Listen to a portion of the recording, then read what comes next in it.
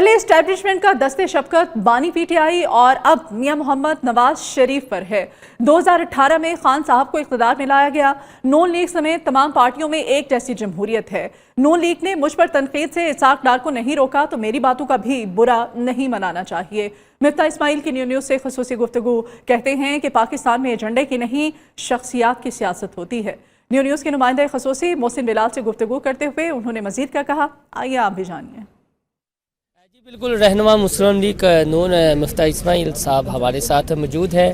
میں تھوڑے سے تلخ سوال آپ سے کروں گا، کیا مریم نواز کی لیڈرشپ قبول کرنا شاہد عباسی کا جرم ہے؟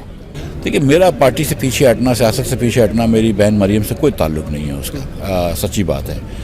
میں تو ایک معیشت کی پالیسی کو سمجھتا ہوں اور میں اس کے بارے میں بات کرتا ہوں۔ میرے اوپر بڑی تنقید کری تھی ڈار صاحب نے، میں نے بھی اس کے جواب دیے ہیں۔ پارٹی نے اگر ڈار صاحب کو کبھی نہیں روکا میرے اوپر تنقید کرنا، تو میں سمجھتا ہوں کہ پارٹی کو میری بات کو بھی برا نہیں لگانا چاہیے۔ میری بہن مریم سے اس کا کوئی تعلق نہیں ہے۔ مسلم لیگ نون جمہوری جماعت ہے؟ پاکستان میں جیسی جماعتیں ہوتی ہیں ویسی ہیں۔ جماعت اسلامی کی طرح جو جمہوریت ہے وہ تو کسی پارٹی میں نہیں ہے۔ تو پھر جو ان کے انٹرا پارٹی الیکشن ہوئے تھے، ایک ہی خاندان، ایک ہی صدر، ایک ہی قائد، ایک ہی پیٹرن چیف، یہ انتخابات جائز ہیں پی ٹی آئی کے غلط ہیں؟ دیکھیے، پاکستان میں پرسنالٹیز کی پالیٹکس ہوتی ہے، ایجنڈیز کی پالیٹکس نہیں ہوتی۔ تو مسلم لیگ نون کا جو ووٹر ہے وہ صرف نواز شریف کو ووٹ دیتا ہے۔ کل اگر نواز شریف جا کے کوئی اور پارٹی بنا لیتا ہے تو ووٹ ادھر چلے جائے گا۔ مسلم لیگ میں ووٹ ہم سب کو پتہ ہے کہ نواز شریف کا تھا، اس کی فرینچائز تھی۔ اسی طرح پی ٹی آئی کا ووٹ جو ہے وہ عمران خان کا ہے، اور جے یو آئی کا ووٹ مثال کے طور پر مولانا فضل الرحمان کا، یا بھٹو صاحب کا، ذوالفقار اپنے بلاول بھٹو سرداری صاحب کا ووٹ ہے پیپلز پارٹی میں، یہ سب کو پتہ ہے۔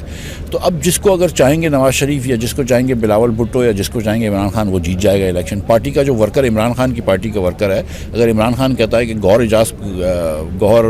بیرسٹر گوہر کو بناؤ چیئرمین، تو وہ اس کو بھی مان جائیں گے۔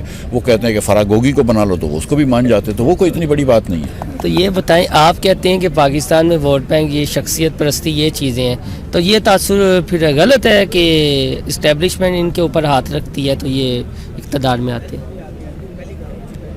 اب تک تو یہ تو میرے خیال سے حقیقت یہ ہے۔ خان صاحب کی 18 کے اندر جو جیت تھی وہ ممکن نہیں تھی میرے خیال سے، اگر ان کے اوپر دست شفقت نہیں ہوتا۔ اور جو سہیل وڑائی صاحب کہتے ہیں کہ پاکستان میں مقبولیت بھی چاہیے اور قبولیت بھی چاہیے۔